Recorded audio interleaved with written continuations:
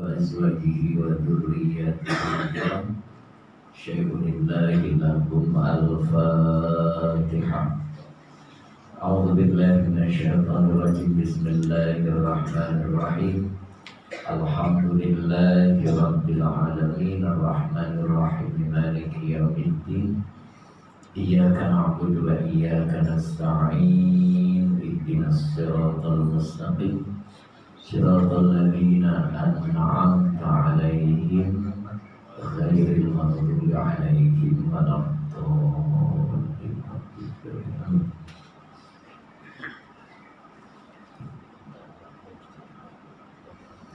Innal hamdalillah nahmaduhu wa nasta'inuhu wa nastaghfiruh wa na'udzu billahi min shururi anfusina wa min sayyiati a'malina. May yahdihillahu fala mudilla lahu wa may yudlilhu fala hadiya lahu. Asyhadu an la ilaha illallah wa asyhadu anna Muhammadan abduhu wa rasuluh.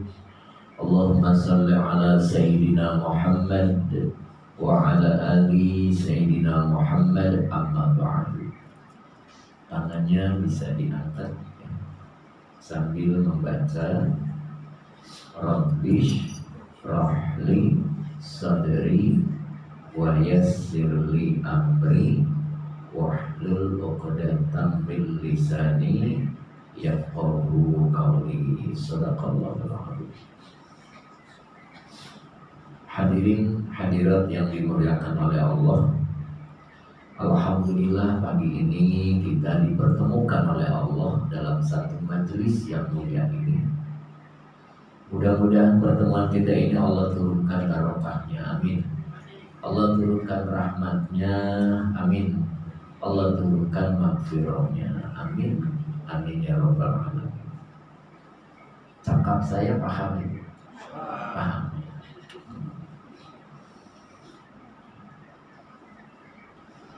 Tema pagi kali ini akan saya bawakan tentang makanan haram itu ternyata ketika masuk dalam tubuh kita akan membuat agama kita menjadi mati.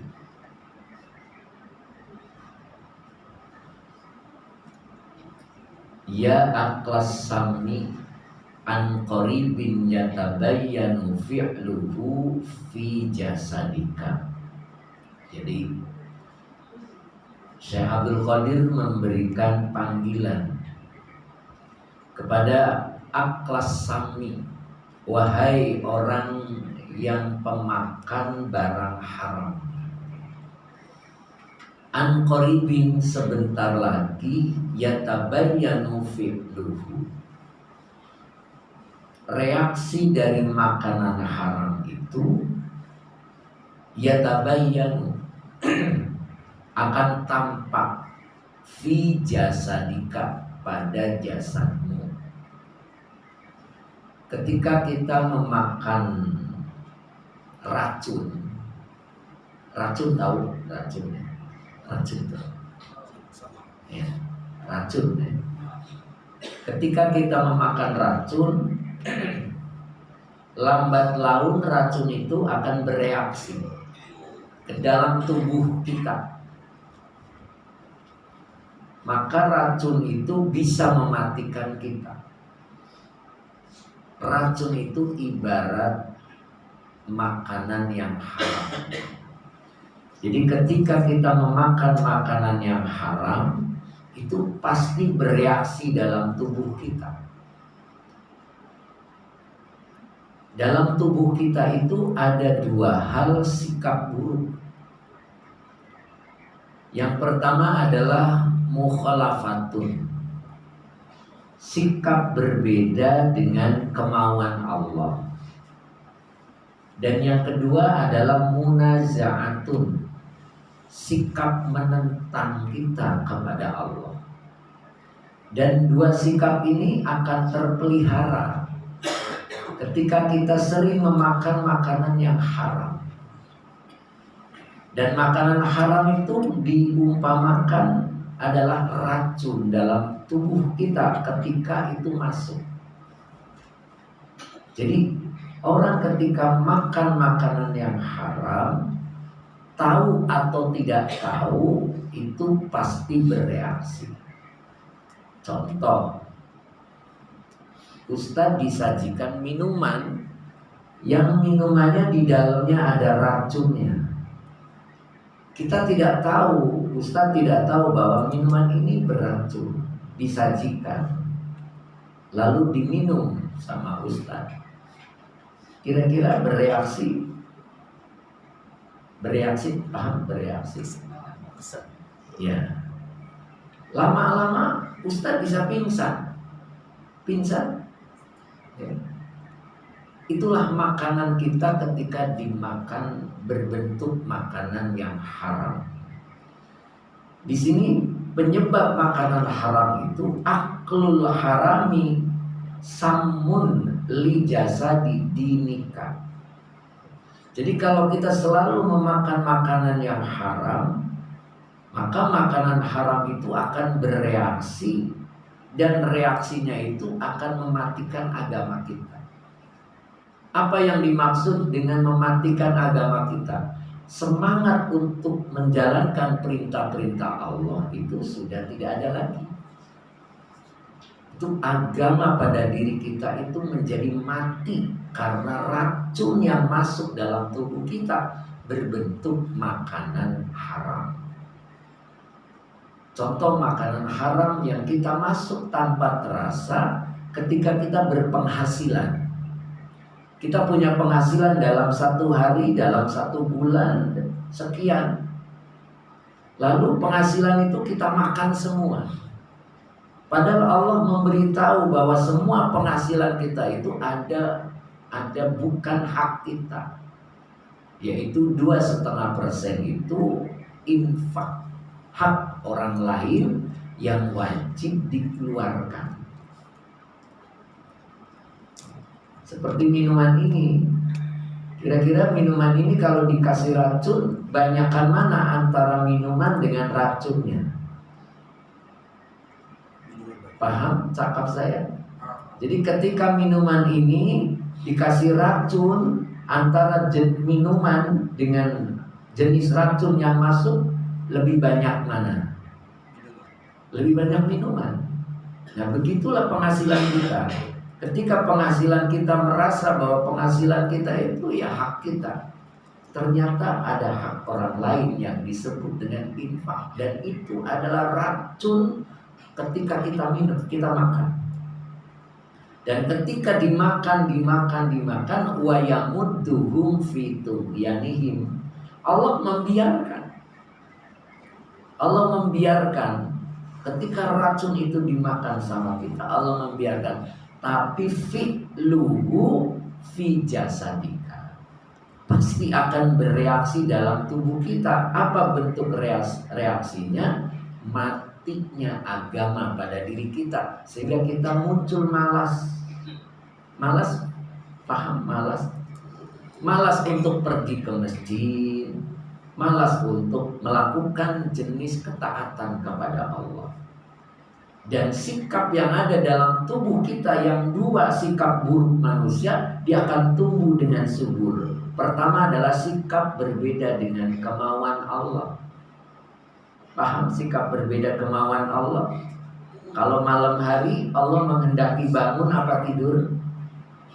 Kalau malam hari Allah menghendaki kita bangun apa tidur? Paham cakap saya? Kalau malam hari kita diperintahkan oleh Allah untuk tidur apa untuk bangun? Bangun.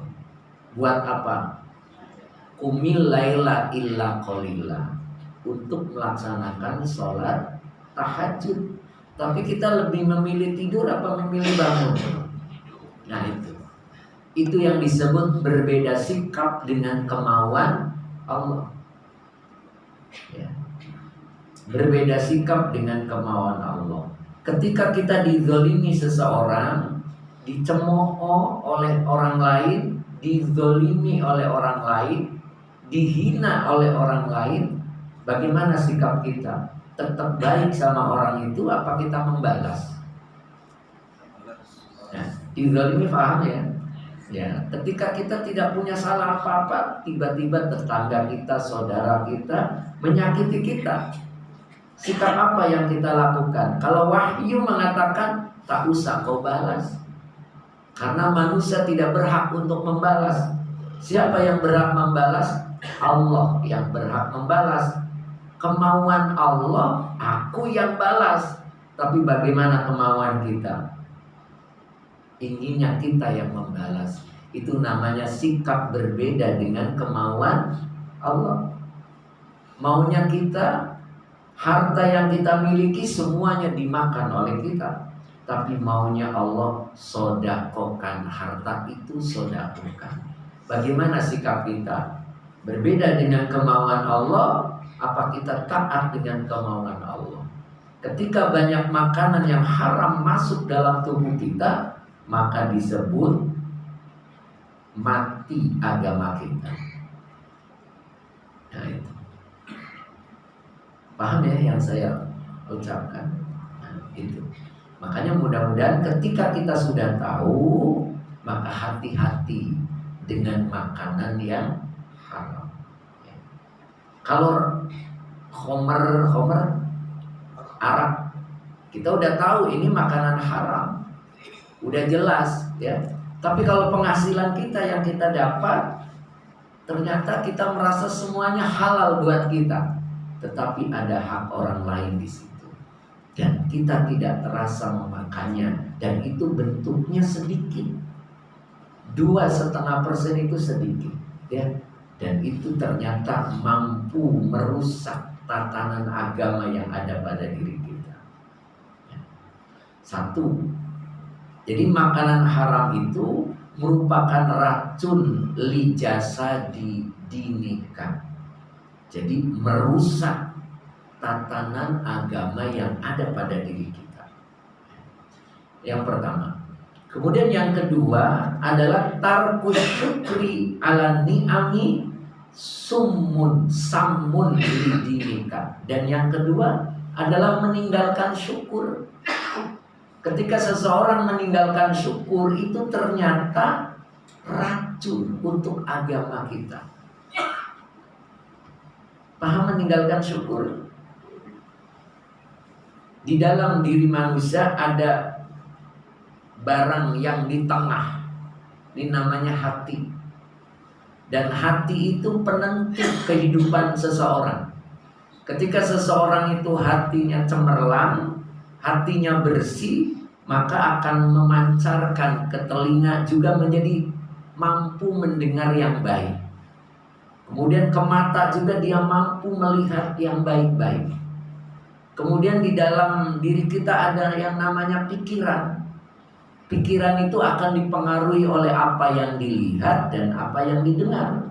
Kalau apa yang dilihat dan apa yang didengar tidak sesuai dengan Al-Quran, maka pikiran pun akan berpikir yang tidak sesuai dengan Al-Quran. Sedangkan gerakan manusia ini semuanya dipengaruhi atau digerakkan oleh pikiran. Pikiran itu di sini apa di sini? Di sini ya. Kalau akal di mana akal? Di sini. Pikiran sama akal sama apa tidak? Pikiran sama akal sama apa tidak? Sama. Ayo. Cakap saya paham ya? Paham. Pikiran sama akal itu sama apa berbeda? Berbeda.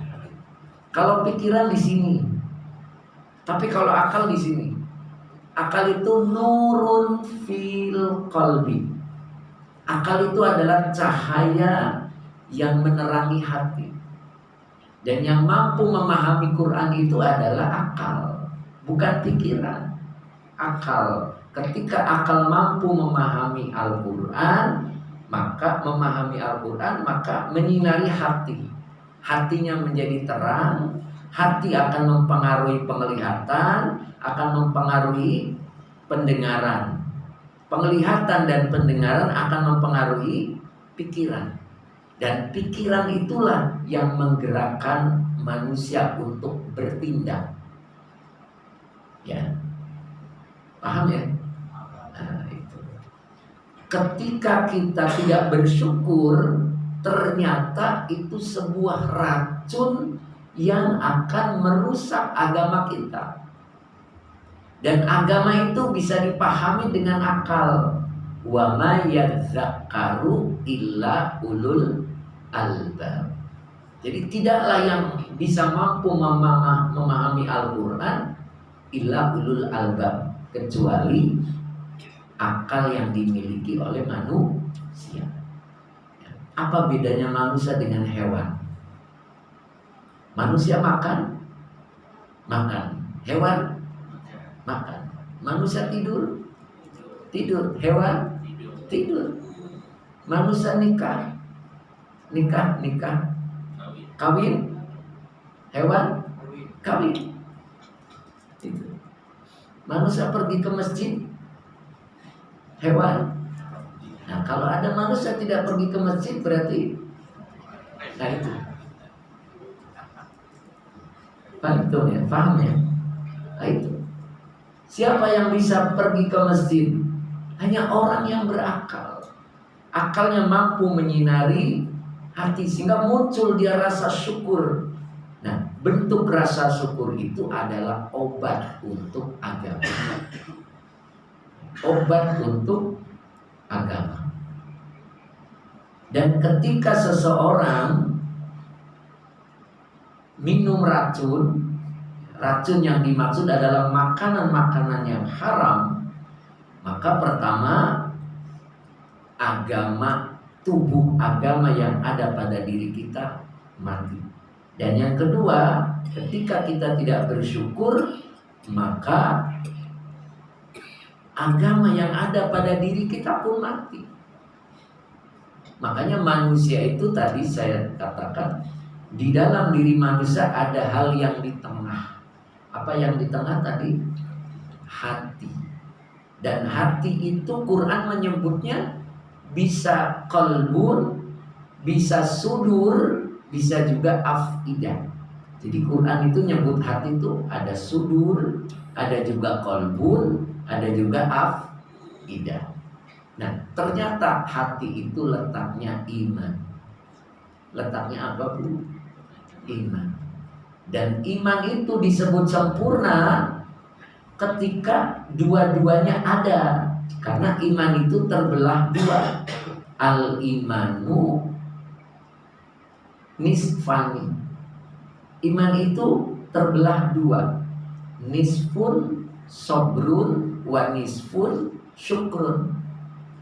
Jadi iman itu terbelah dua. Ketika belahan dua itu menyatu, maka iman kita itu sempurna. Apa itu yang pertama? Sabar. Sabar. Ketika bertemu sesuatu yang tidak cocok dengan keinginan kita, bersabar. Ketika sesuatu itu datang pada diri kita tidak cocok, bersabar. Ketika sesuatu datang kepada diri kita cocok dengan keinginan kita, maka bersyukur. Syukur dan sabar bersatu apa bergantian? Nah, paham yang saya ucap? Syukur dan sabar bersatu apa datangnya bergantian? Ya. Pagi-pagi diajak berpikir. Ya. Jadi tadi iman terbelah menjadi dua. Belahan yang pertama isinya sabar, belahan yang kedua isinya. Nah, bisa nggak sabar sama syukur itu bersatu? Bisa. Kalau sabar, keadaannya cocok apa tidak cocok? Ketika kita bersabar, kalau Allah beri kondisi yang cocok apa tidak cocok? Tidak cocok, maka kita bersabar. Kalau kondisi itu cocok sama kemauan kita, kita diperintah untuk bersabar apa bersyukur? Bersyukur. Berarti bersabar sama bersyukur bisa bersatu? Tak bisa, karena datangnya bergiliran. Istri bapak cocok apa tidak cocok? Cocok, berarti bersyukur. Suami ibu cocok apa tidak cocok? Cocoknya ragu-ragu. Kalau tidak cocok berarti bersabar. Sabar itu ada batasnya apa tidak? Sabar ada batasnya? Ada batasnya. Apa batasnya sabar? Umur kita. Itu batasnya sabar, umur kita. Ketika kita diberikan oleh Allah kehidupan yang tidak cocok dengan kemauan kita, diperintah bersabar. Sampai kapan sabar kita? Sampai umur kita habis. Sampai umur kita habis. Lama apa tidak lama? Lama apa tidak lama? Sampai umur kita habis. Lama apa sebentar? Sebentar. Sebentar. Hidup di dunia itu lama apa sebentar? Sebentar. Makanya dunia itu artinya dekat. Dunia itu artinya dekat. Dekat itu sebentar.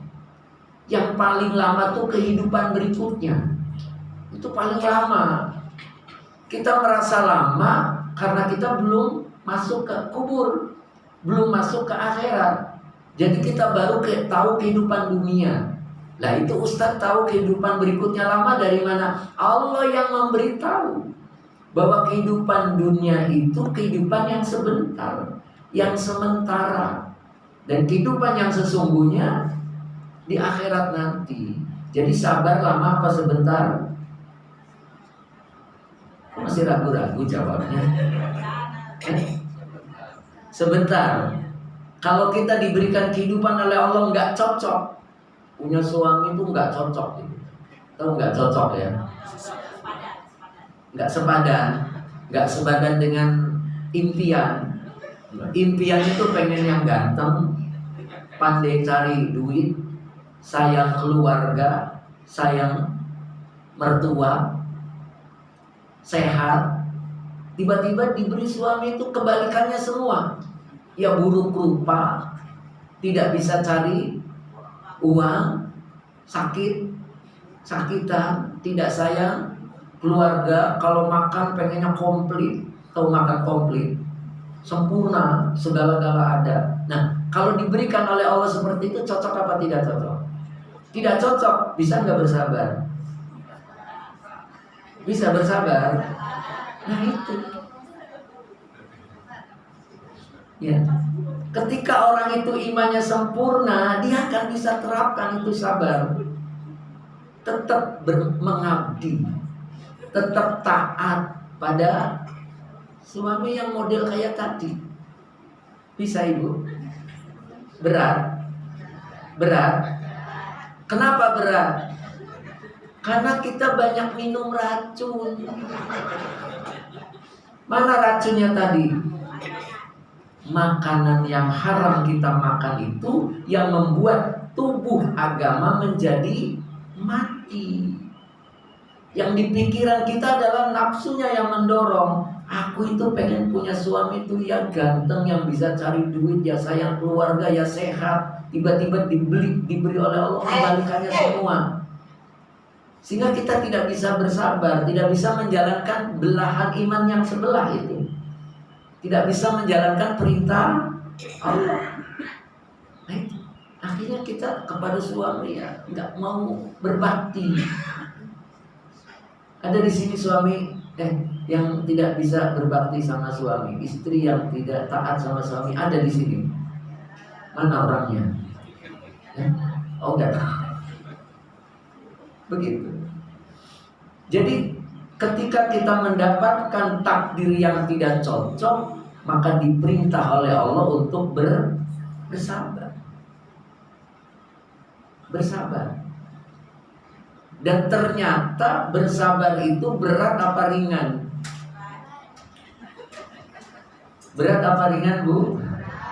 Berat. Nah itu. Apa yang bikin berat? Karena tubuh agama kita mati. Apa penyebabnya? Selalu banyak makanan yang haram yang masuk pada dirinya, sehingga Allah menyebutnya yakmahuna. Yakmahuna itu hidupnya gelisah. Nah, maka diperintah untuk sabar. Sabar, diurus, tetap diurus, paham diurus. Suaminya tetap diurus, sabar. Dengan sabarnya dia menyediakan makanan, taat pada dirinya, terus sabar. Lama-lama juga mati sendiri. Paham? Lama-lama mati sendiri. Biasanya yang mati itu biasanya suami dulu apa istri dulu?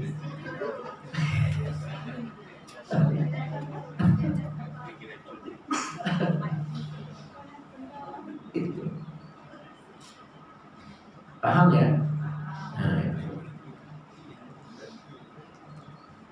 Nah, bagaimana agar mendapatkan yang cocok? Nah, itu. Agar kita selalu mendapatkan apa yang sesuai dengan harapan kita. Pertama kali yang diperbaiki sholat kita. Karena sholat kita itu pembersih hati. Sholat itu pembersih hati. Ketika seseorang hatinya sudah bersih, maka penghalang antara dirinya dan Allah lepas. Kalau penghalang dirinya dengan Allah lepas, maka apapun yang direncanakan oleh kita nyambung dengan rencananya Allah, sehingga dalam kehidupan tidak pernah kecewa. Pernah kita hidupnya kecewa? Kita punya rencana tapi tidak terlaksana, akhirnya kecewa. Benar? Kenapa? Karena tidak mengikuti wahyu, yang diikuti nafsu. Orang kalau mengikuti nafsu pasti kecewa. Tapi kalau orang mengikuti wahyu pasti tidak kecewa. Kayak tadi dikasih oleh Allah suami yang tidak sesuai impian, ikuti wahyu. Apa perintah wahyunya? Tetap bersabar gitu. Tetap bersabar. Lama-lama tuh mati sendiri. Nanti diganti oleh Allah sesuai harapan. Gitu. Ibu kayak nggak paham. Itu matanya melihatnya kayak nggak paham. Paham ya? Jadi diganti oleh Allah dengan yang cocok. Ganti itu tidak mesti ganti HP. Bisa ganti casing. Ngerti maksudnya? Ngerti maksudnya? Diganti oleh Allah tuh nggak mesti ganti HP-nya, bisa juga ganti casingnya. Casing, paham casing? Bungkusnya yang diganti oleh Allah, tidak HP-nya. Apa maksudnya? Akhlaknya dirubah oleh Allah. Yang tadinya tidak bisa cari duit, jadi ketemu jalan mencari duit. Tadinya buruk rupa, disulap oleh Allah menjadi bagus rupa. Kenapa? Karena banyak duitnya. Orang kalau sudah banyak duitnya pantas. Ngerti pantas ya? Cakep. Cakep. Orang kalau banyak duitnya tuh pantas. Iya. Walaupun orangnya buruk rupa, itu kalau banyak duitnya pantas. Tetangga saya, tahu tetangga, jiran, cantiknya luar biasa. Kalau lewat saya pun seneng gitu. Karena cantiknya luar biasa. Nikahnya sama orang miskin. 3 bulan itu udah jelek. Jelek. Bukan cerai, buruk rupa. Iya, karena miskin. Gitu. Nyambung, cerita saya nyambung. Jadi tetangga saya ini cantik, nikahnya sama orang miskin. 3 bulan jadi buruk rupa. Karena segala-gala diangkat-angkat. Jadi jalannya juga sudah, iya itu. Tapi tetangga yang sebelah sederhana, rupanya biasa saja, tapi nikahnya dengan orang kaya. 3 bulan jadi cantik, bajunya bagus-bagus, itu kan. Terus apa nih yang di muka? Skincare. Itu mahal-mahal. Jadi pas 3 bulan mukanya tuh jadi berseri-seri. Itu gara-gara apa? Uang. Iya. Jadi diganti oleh Allah. Tadinya nggak bisa cari duit, bisa cari duit.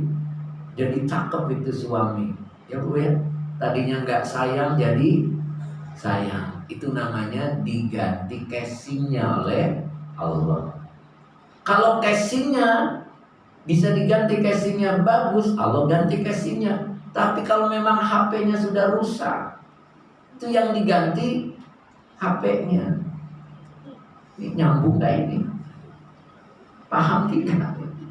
Ya? Paham ya? Cerita HP sama casing paham gak? Berkat sabarnya kita ngurus suami yang tidak cocok, gitu kan? Kita tetap menjalankan wahyu, diperintah oleh Allah untuk sabar, dia bersabar, tetap ngurus walaupun sakit-sakitan, diurus. Itu lama-lama mati sendiri. Yang mati apanya? Suaminya. Yang mati itu bisa perilaku buruknya. Ngerti?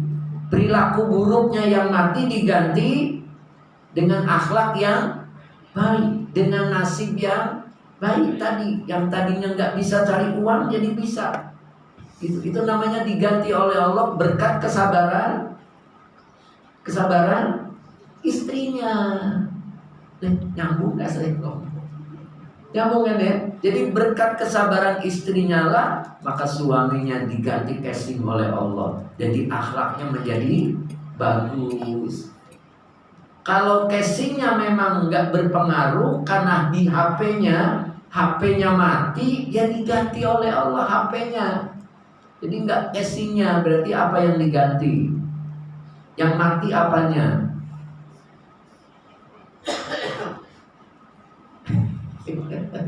Yang mati jasadnya, ya. Jadi diganti oleh Allah dengan yang baru, yang sayang, yang taat, yang pandai mencari uang, sayang sama berkat kesabaran istrinya. Bisa istri sabar begitu? Ustadz ternyata nggak diganti-ganti sampai tua. Nah itu gimana itu? Sampai matinya dia diganti oleh Allah di surga. Itu makanya pernikahan itu adalah salah satu ibadah yang nyampe ke surga. Selainnya tidak, selesai dikubur. Kalau manusia masuk kubur, ibadah selesai. Udah nggak ada ibadah lagi, karena perintah ibadah itu hanya di dunia. Tapi pernikahan itu nyampe ke surga. Karena orang masuk surga tuh nggak mesti komplit suami istri. Iya, ada suaminya masuk surga, istrinya masuk. Berarti suaminya jadi duda. Jadi masuk surga duda. Ada juga yang istrinya masuk surga, suaminya masuk. Loh, berarti istrinya jadi. Nah, itu nanti dipertemukan oleh Allah antara duda dan janda. Makanya ada pernikahan di surga. Nanti kita datang bersama-sama undangan begitu. Undangan tahu ya? Kalau ada pernikahan kita datang ngucapin gitu. Paham ya? Nah, jadi ibadah yang nyampe ke akhirat cuma satu, yaitu pernikahan. Yang mudah-mudahan kita mah kumpul, ya, kumpul sama-sama masuk surga. Lanjut ya.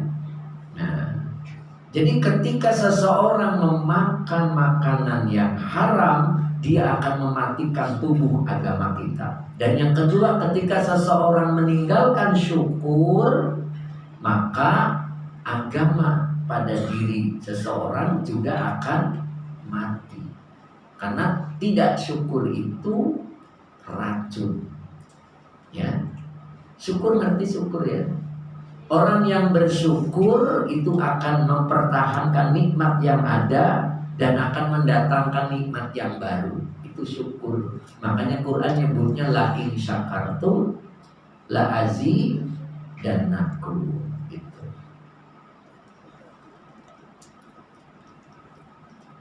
Masih kuat? Masih bertahan? Masih bertahan? An qaribin yu'aqibukal haqqo azza wa jalla. An qaribin yu'aqibuka al haqqu ta'ala bil faqri. Nah, ketika seseorang sering memakan makanan yang haram, itu pasti berakibat.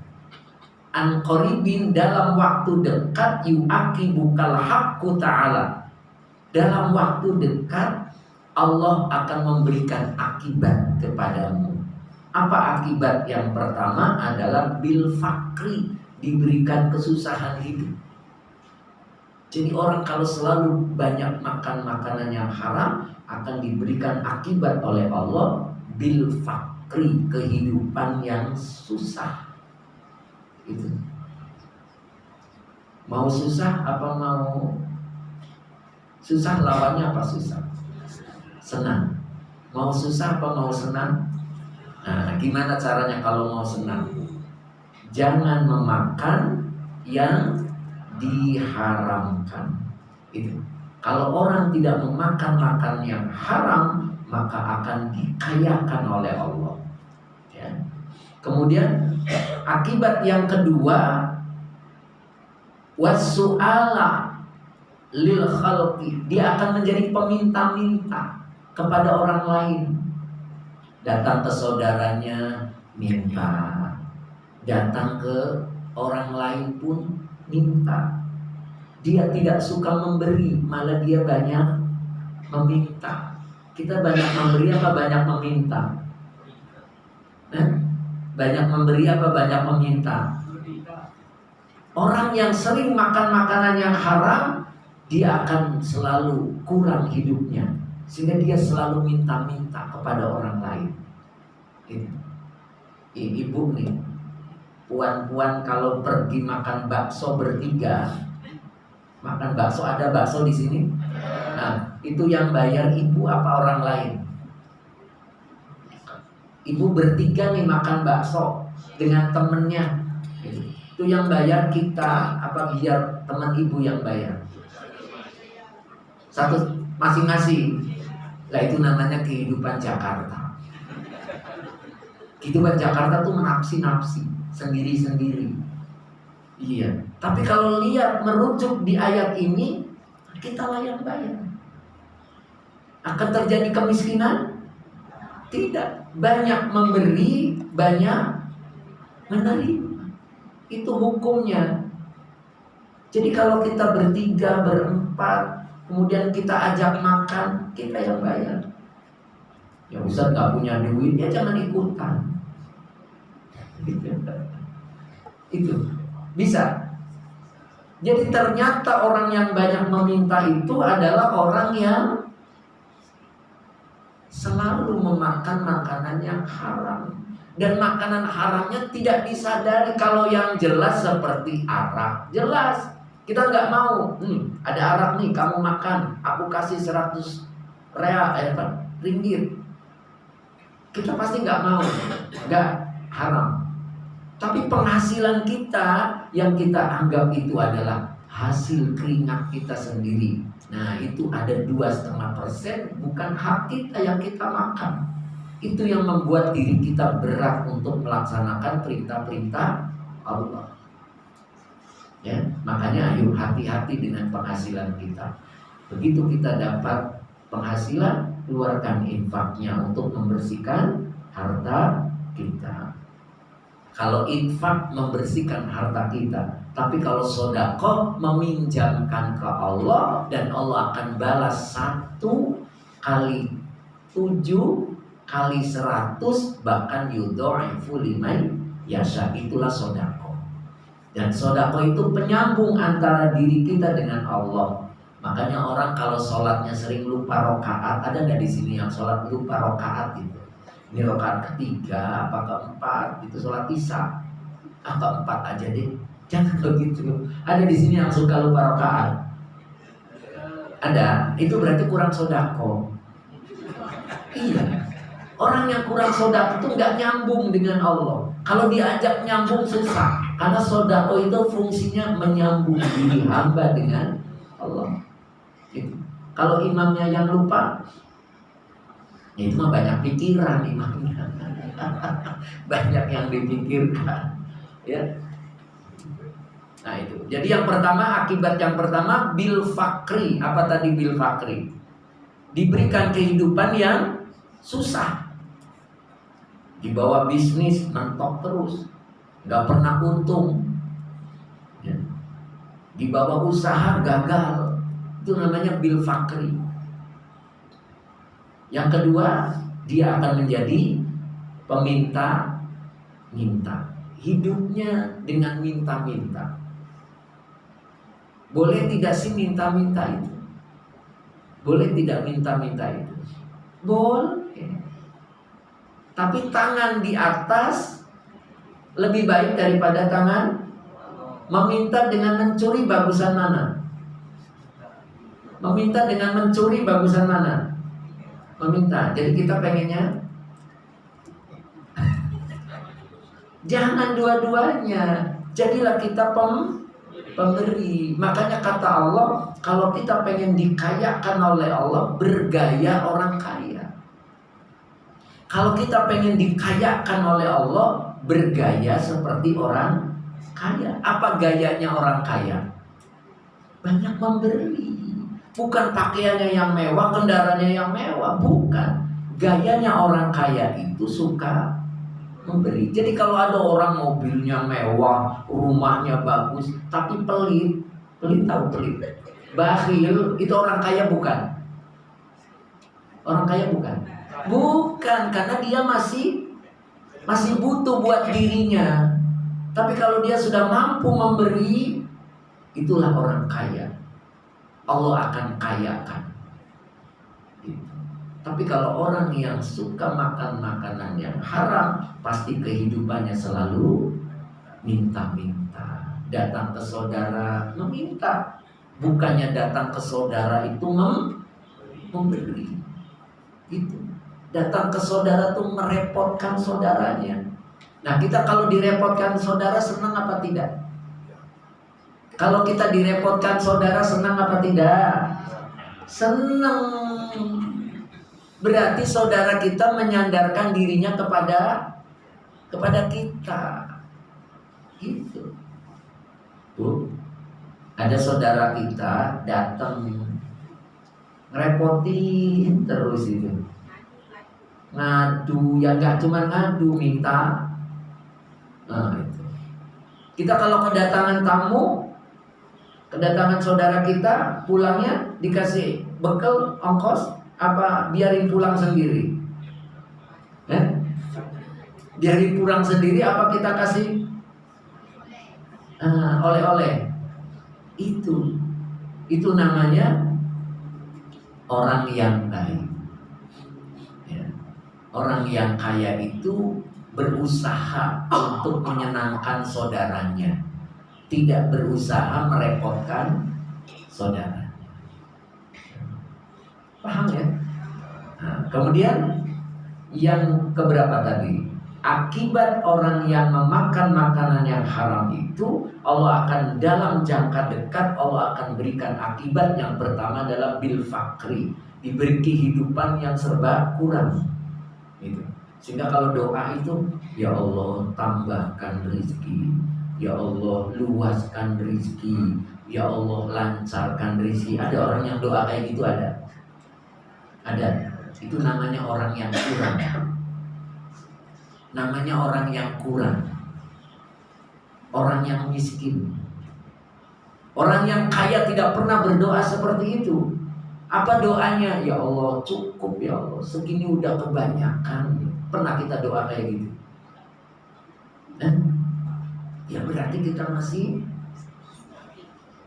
kita tuh nggak boleh minta tambah tentang rizki, itu tidak boleh. Karena rizki itu sudah ditetapkan oleh Allah. La yazidu wa la yanqusu. Sudah ditetapkan. Rizki itu tidak bisa bertambah, tidak bisa berkurang. Udah ditetapkan dari mulai kita lahir sampai matinya kita. Itu rizkinya sudah ditetapkan oleh Allah. Ketika seseorang meninggal berarti rizkinya sudah habis. Enggak Ustadz, itu tetangga saya itu di tabungannya itu banyak, tapi meninggal. Berarti bukan rizkinya. Itu rizki anak cucunya. Itu ya. Jadi kalau ada orang hidupnya susah, masih hidup, Allah masih sanggup memberi rizki. Paham ya? Nah itu. Jadi akibatnya adalah banyak meminta. Terus yang berapa Bu? Ibu ngitung nggak? Ketiga, ulang lagi. Yang pertama akibatnya dia akan menjadi miskin. Yang kedua meminta. Nah, yang ketiganya warafur rahmati min qulubihim laka, akan dicabut oleh Allah sayangnya, sikap sayangnya itu dicabut ya. Dicabut, tahu ya. Orang itu kalau sering meminta, maka dicabut oleh Allah sifat sayang dari orang yang suka memberi. Ngerti nggak ya? Sekali minta masih dikasih, benar? 2 kali datang lagi minta masih dikasih. 3 kali udah kelihatan tuh datang, ditutup nggak jendelanya? Nah itu dicabut oleh Allah rasa sayangnya itu. Apa artinya? Orang yang suka minta-minta, maka sikap sayang orang-orang itu dicabut gitu. Jadi melihatnya tuh sebel tahu ya? Benci. Tahu benci ya? Ya kayak kita aja lah. Saudara kita datang minta kasih, besoknya datang lagi minta kasih, besoknya lagi. Nah itu udah mulai tuh. Nanti bilang sama istrinya, bilang bapak nggak ada, gitu kan? Nah, begitu datang bapaknya nggak ada, padahal tidur. Nah itu kenapa dicabut oleh Allah sikap sayangnya. Tapi ada yang lebih istimewa. Siapa yang istimewa? Ketika dia datang bolak-balik dia tetap memberi. Nah itu berarti di atas umum, di atas orang. Ya bisa seperti itu. Nah, saudara kita pinjem duit, seminggu nggak bisa bayar, bisa ketemu tersenyum. Bisa nggak? Begitu ketemu kita menyapa duluan, kemana Bu? Gitu. Bisa. Apa kita ngumpet? Nah itu orang luar biasa itu. Itu namanya orang baik. Orang baik itu dibaikin baik, dijahatin tetap baik. Dijahatin, tahu dijahatin? Iya. Masih kuat? Benar masih kuat. Sedikit lagi ya, sedikit lagi. Qad qayyadat nafsuka bil khaufi minal khalqi war raja'i lahum. Nah ini dikit lagi. Jadi kenapa seseorang itu sehingga dia minum racun gak terasa, dia memakan harta yang tidak halal gak terasa, itu penyebabnya apa? Ternyata qad qayyadat nafsuka bil khaufi minal khalqi warroja'i lahum. Jadi ada 2 penyebab. Penyebab yang pertama itu nafsu yang ada pada dirinya yang membuat dia rasa takut dengan makhluk, takut dengan selain Allah. Takut itu harusnya kepada Allah, tapi ada orang takut kepada selain Allah. Ibu takut nggak kepada Allah? Takut. Takut nggak hartanya habis? Takut nggak hartanya habis? Enggak. Ini benar hebat. Iya, hebat. Orang datang pinjam, dikasih. Datang lagi pinjam, kasih lagi. Datang lagi pinjam, kasih lagi. Takut nggak habis hartanya? Enggak, nanti aku pinjam ya. Kadang kita itu takut kepada Allah, bilangnya takut kepada Allah, tapi nyatanya takut kepada selain Allah. Takut miskin itu selain Allah. Takut harta habis itu selain Allah, dan itu terjadi pada diri kita. Ya, nyambung. Berarti kita belum mengenal Allah. Allah itu menghidupkan kita beserta rizkinya. Masih ingat? Tadi Allah itu menghidupkan kita beserta rizkinya. Kalau kita masih hidup, pasti rizkinya dijamin oleh Allah. Gitu. Tapi nyatanya kita kadang-kadang takut kehabisan harta. Takut kehabisan harta. Berarti kita belum mengenal Allah. Bapak, Ibu kenal Allah? Kenal? Bu, kenal Allah, Bu? Oh, enggak jawab. Bapak kenal Allah, Pak? Kenal. Allah tuh baik. Allah itu kaya. Allah itu dermawan. Allah suka memberi. Benar? Kenal kita itu kenal. Benar kenal. Kenal. Kenal enggak? Oh, kayak masih ragu jawabnya itu.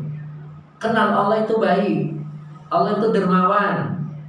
Allah itu suka memberi. Kenal. Allah tuh nggak pernah ngitung-ngitung. Tahu ngitung-ngitung? Hanya yang sholat aku kasih napas, yang tidak sholat nggak aku kasih napas. Allah pernah kayak gitu nggak?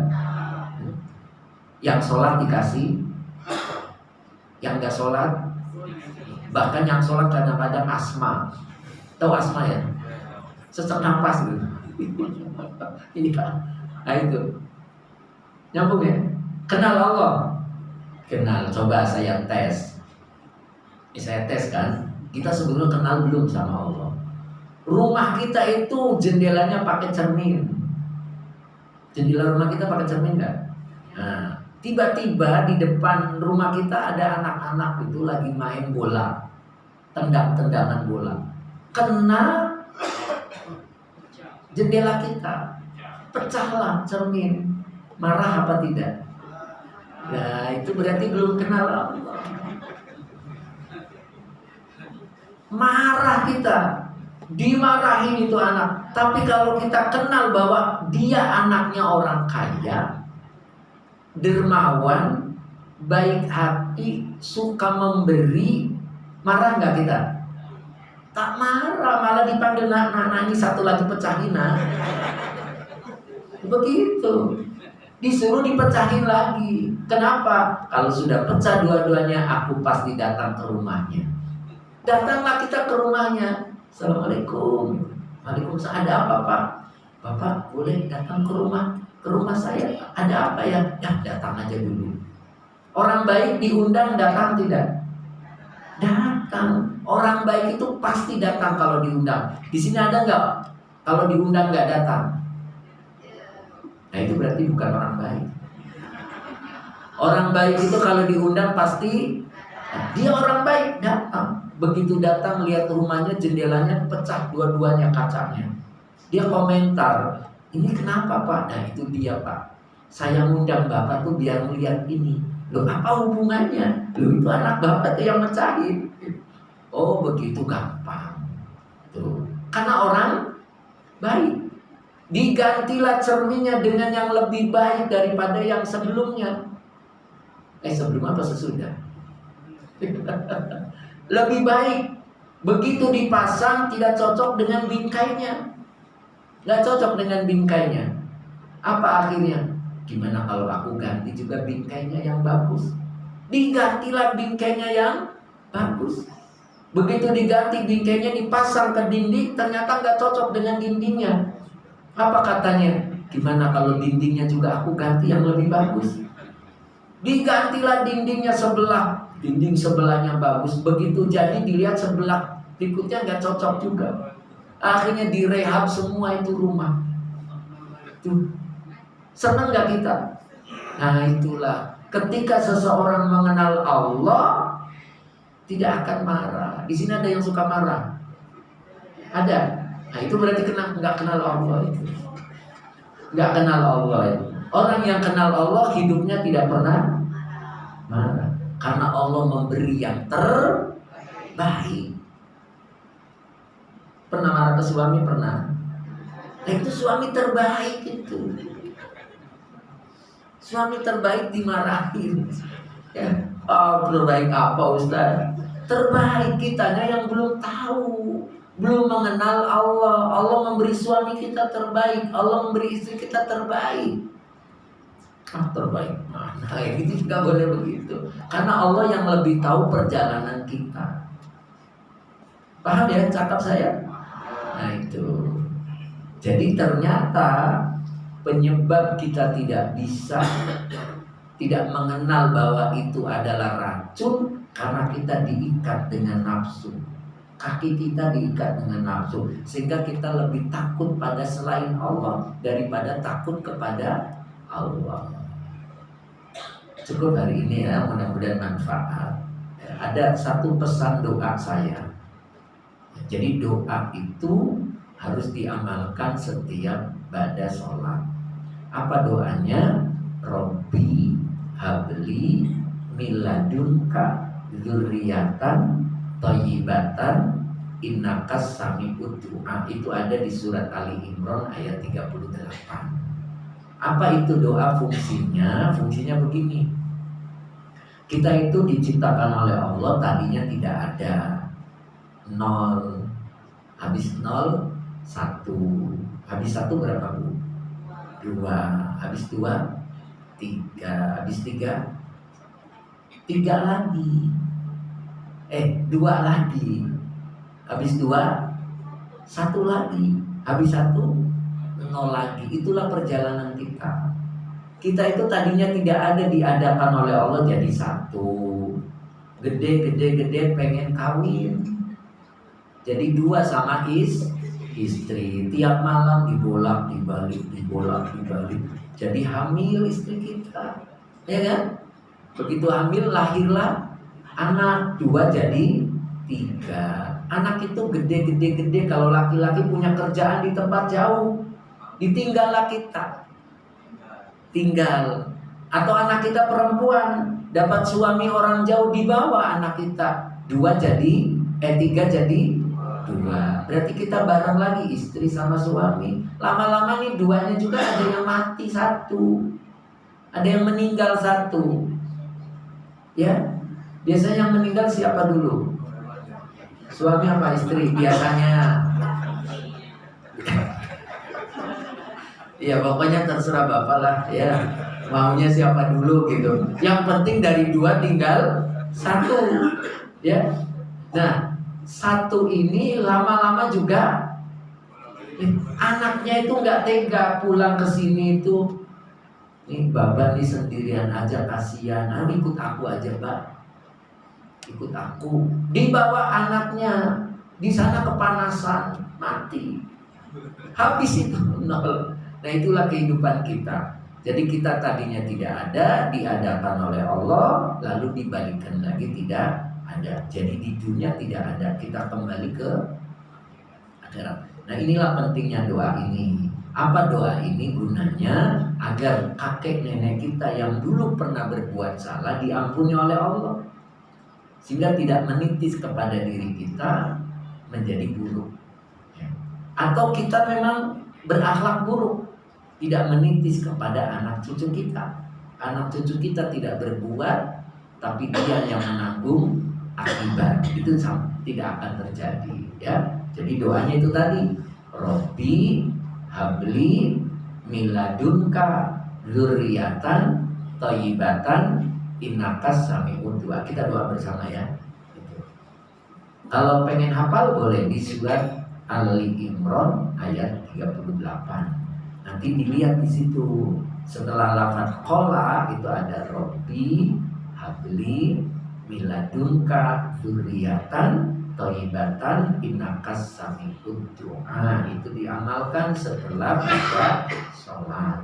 Ya, jadi setiap pada sholat ibu bapak tuan puan baca. Ya.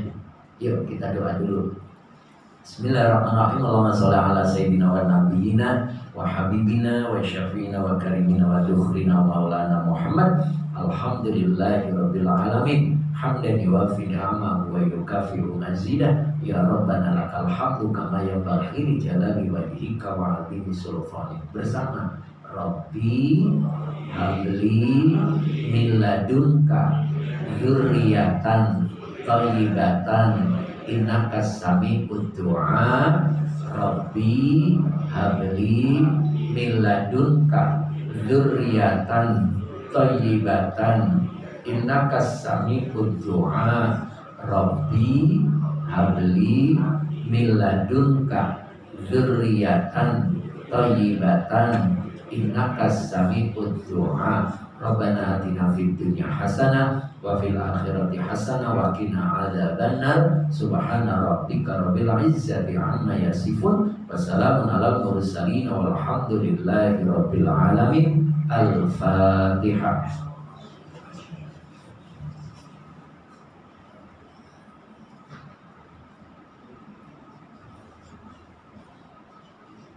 Dari saya cukup sekian, mudah-mudahan manfaat. Billahi taufiq wal hidayah. Assalamualaikum warahmatullahi wabarakatuh.